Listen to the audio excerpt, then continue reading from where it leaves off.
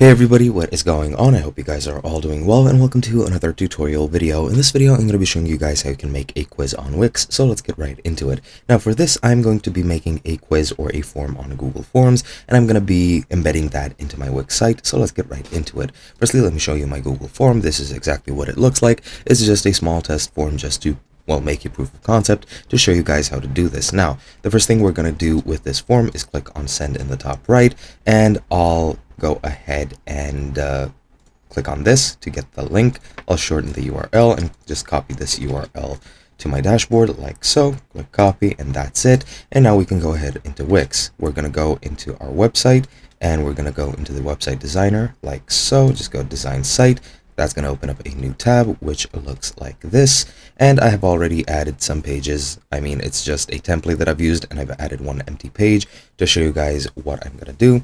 So let's just wait a second until it loads, and once it loads, I'm going to be showing you how to do this. Now basically you just need to add an element where you're going to be embedding a URL or embedding an HTTPS link, so it's pretty easy to do. You just add the element and then copy and paste the link over into the field, but I'll show you guys exactly how it's done. As you can see, it has a bit more to load, and there we go.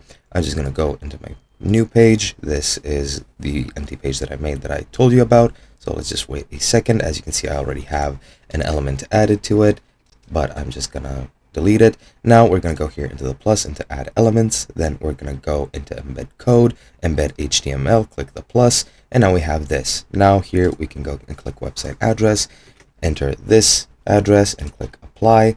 And as you can see, that has added the form.